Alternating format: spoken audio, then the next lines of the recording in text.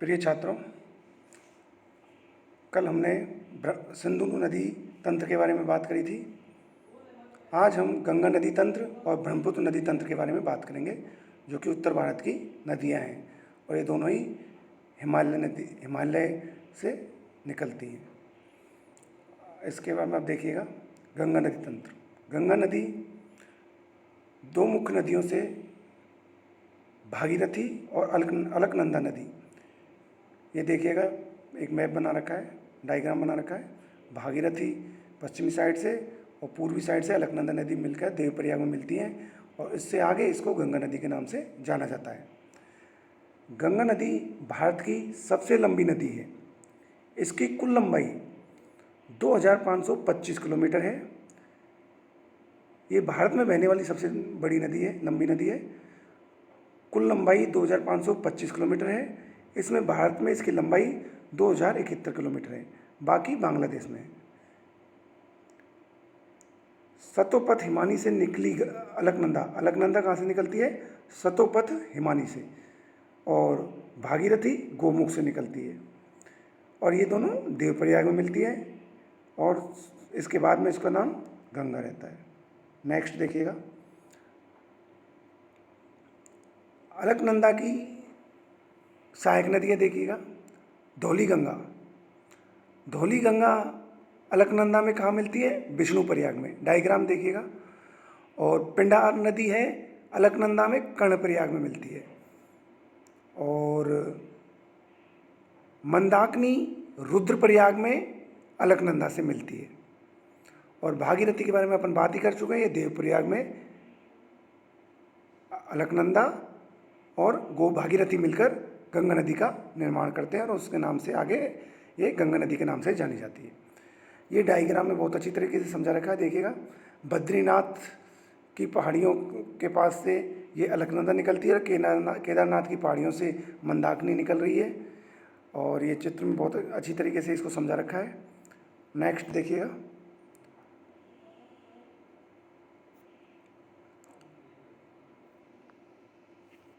हाँ, उत्तराखंड से निकली गंगा उत्तर प्रदेश बिहार। अब ये देखिएगा कि उत्तराखंड से निकलने के बाद में गंगा नदी कौन कौन से राज्यों में होकर बहती है।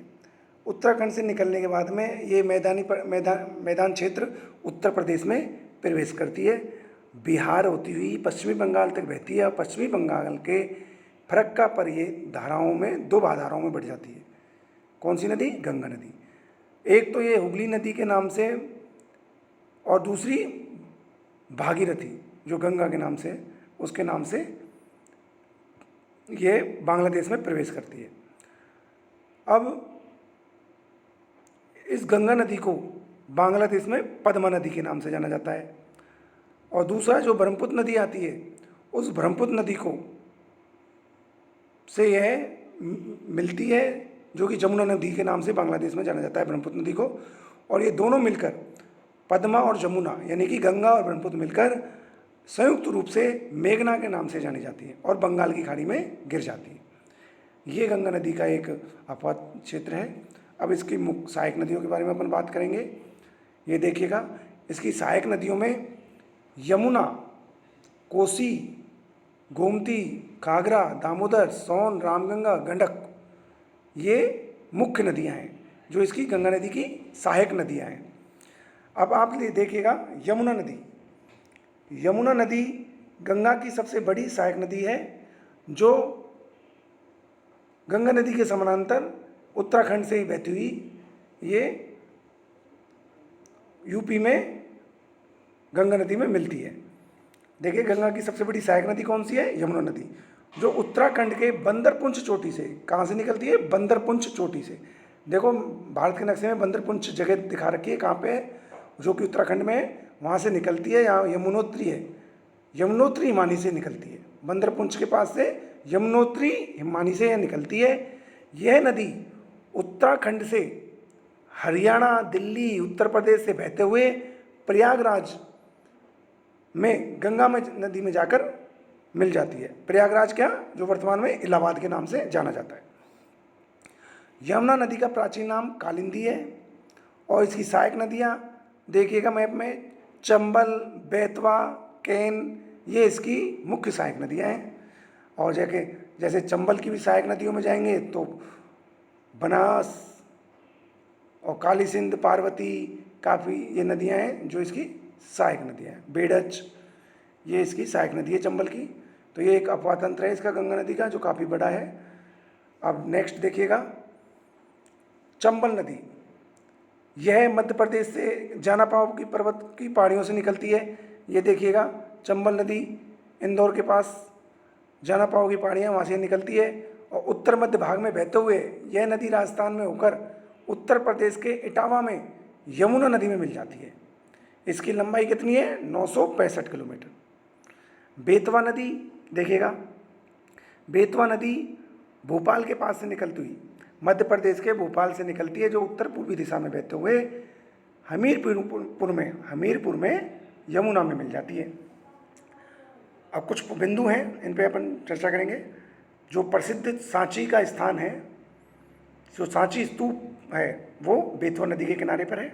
बौद्ध स्मारक है वो, अशोक ने 30वीं शताब्दी में इसका निर्माण कराया था, ईसा पूर्व में इसका निर्माण करवाया था। नेक्स्ट देखिएगा, कोसी नदी। कोसी नदी देखिए, ये नदी नेपाल में हिमालय से निकलती है और बिहार में प्रवेश करती है। देखिएगा, कोसी नदी नेपाल में हिमालय से निकलती हुई ये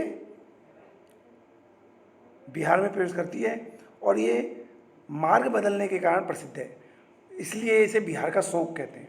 ये बाढ़ से प्रभावित क्षेत्र है पूर्ण तरीके से। हर बार यहाँ पे भयंकर बाढ़ आती है जिसमें काफ़ी जान माल की हानि होती है।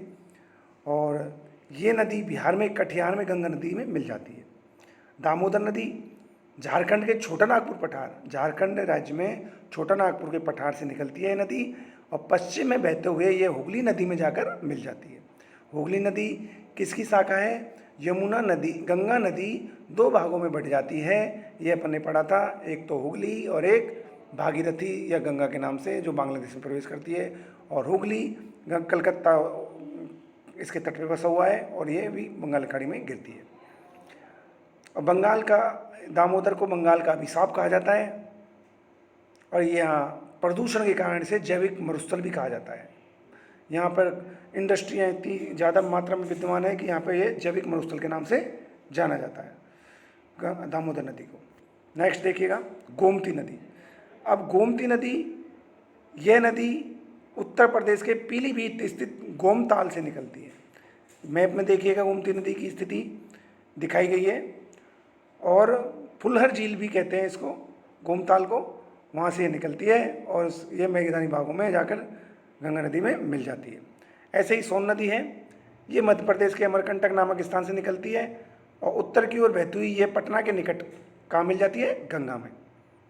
अब देखिएगा, सोन नदी मैप में देखते रहिए आप, जो मैं वर्ड बोलूँ उसको मैप में देखिएगा। सोन नदी और यमुना नदी देखिएगा मैप में, ये इसके जल विभाजक कौन सी श्रेणी कर रही है? कैमूर। देखो कैमूर पर्वतमाला यहाँ दर्शाई रखी है, तो सोन नदी और यमुना नदी को कौन सा जल विभाजक काम कर रहा है? कैमूर जल विभाजक। इसके अलावा गंगा की सहायक नदियों में घाघरा, जिसे सरयू नदी भी कहते हैं, गोमती की बात कौन सा है? घाघरा, सरयू नदी के नाम से भी जाना जाता है। और गंडक नदी गंगा के बाएं तट से मिलती है। ठीक है, कोसी के बारे में अपन बात कर ही चुके हैं। नेक्स्ट देखिएगा, कुछ महत्वपूर्ण बिंदु हैं कि गंगा नदी से बाएं तट से कौन कौन सी मिलती है और दाएं तट से कौन सी मिलती है। तो बाएं तट से अपन देखो गोमती, गंडक, घाघरा, कोसी, ये तो बाएं तट से मिलती है और यमुना, सोन, टोंस ये दाएं तट से मिलती है।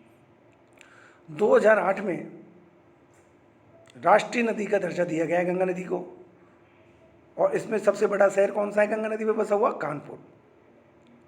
और गंगा नदी के प्रवाह क्रम को देखेंगे किन राज्य में कैसे, तो पश्चिम से पूर्व की ओर देखेंगे तो उत्तराखंड, फिर उत्तर प्रदेश, फिर बिहार, फिर पश्चिम बंगाल में ये नदी बहती है।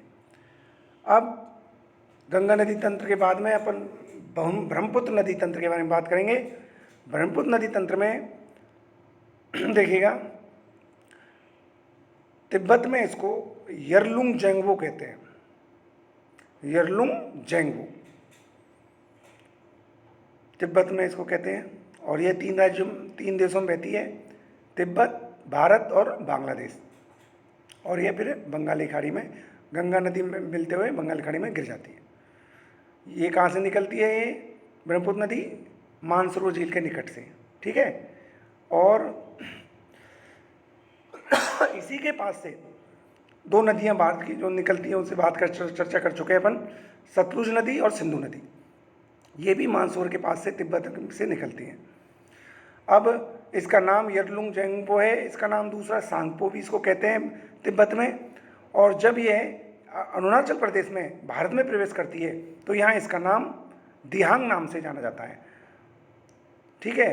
अब और असम में इसको, असम घाटी में इसको ब्रह्मपुत्र नदी के नाम से जाना जाता है। अब ये देखिएगा मैप, ये देखिएगा आप, ब्रह्मपुत्र नदी असम घाटी में बहते हुए ये जल, ये नदी बांग्लादेश में प्रवेश करती है। इसको जब बांग्लादेश में प्रवेश करती है तो इसका नाम क्या हो जाता है? जमुना नदी। और उधर गंगा नदी को बांग्लादेश में पद्मा नदी कहते हैं। तो पद्मा जिसको गंगा कहते हैं, जमुना जिसको ब्रह्मपुत्र कहते हैं, ये आपस में मिलती है। तो इनकी संयुक्त धारा का नाम क्या रखा है? मेघना। इसके बारे में अपन चर्चा कर चुके हैं। और ये दोनों नदियाँ मिलकर एक चापाकार डेल्टा का विश्व का सबसे बड़ा डेल्टा का निर्माण करती हैं, चापाकार डेल्टा, जिसको सुंदरबन डेल्टा भी कहते हैं। यहाँ सुंदरबन पाए जाते हैं और ये बंगाल की खाड़ी में गिर जाती है। अब इसके बाद देखिएगा आप, कुछ महत्वपूर्ण बिंदु हैं ब्रह्मपुत्र नदी तंत्र के बारे में। तीस्ता नदी, तीस्ता नदी का उद्गम सिक्किम से होता है, सिक्किम राज्य से होता है। ये देखिएगा मैप में आप, मैं इसको दिखाता हूँ आपको, ये देखो तीस्ता नदी का कहाँ से हो रहा है? सिक्किम से। और एक बराक नदी है, इसका ये देखो 7 सिस्टर राज्यों में से हो रहा है, इसके बारे में अपन चर्चा करेंगे। तो तीस्ता नदी है, उद्गम सिक्किम से होता है, पश्चिमी बंगाल से होते हुए बांग्लादेश में प्रवेश करती है, देखिएगा, और ब्रह्मपुत्र में मिल जाती है। लोहित नदी को खून की नदी भी कहते हैं। लोहित नदी कहाँ पे है? ये अरुणाचल प्रदेश में लोहित नदी किस में मिलती है? ब्रह्मपुत्र में। इसको खून की नदी भी कहते हैं। और बराक नदी वो कहाँ से निकल रही है? मणिपुर की पहाड़ियों से। मणिपुर में मिजोरम, असम होते हुए बांग्लादेश में प्रवेश करती है और मेघना नदी में मिल जाती है ब्रह्मपुत्र में। अब ब्रह्मपुत्र नदी गंगा नदी के साथ मिलकर विश्व की सबसे नदी, वो बात हो ही चुकी है आपको, मैंने बता ही दिया था अभी थोड़ी देर पहले, सुंदरबन का डेल्टा का निर्माण करती है। माजुली द्वीप जो कि असम में है, वो भी विश्व का सबसे बड़ा नदी द्वीप है, जो कि ब्रह्मपुत्र नदी में ही है। आज गंगा नदी तंत्र और ब्रह्मपुत्र नदी तंत्र के बारे में चर्चा करी। मैप में द्वारा आपको अच्छी तरह से समझाया भी है, इसमें देखिएगा बहुत अच्छी तरीके से इसमें समझाया गया है और आपको निश्चय इससे लाभ मिलेगा। धन्यवाद।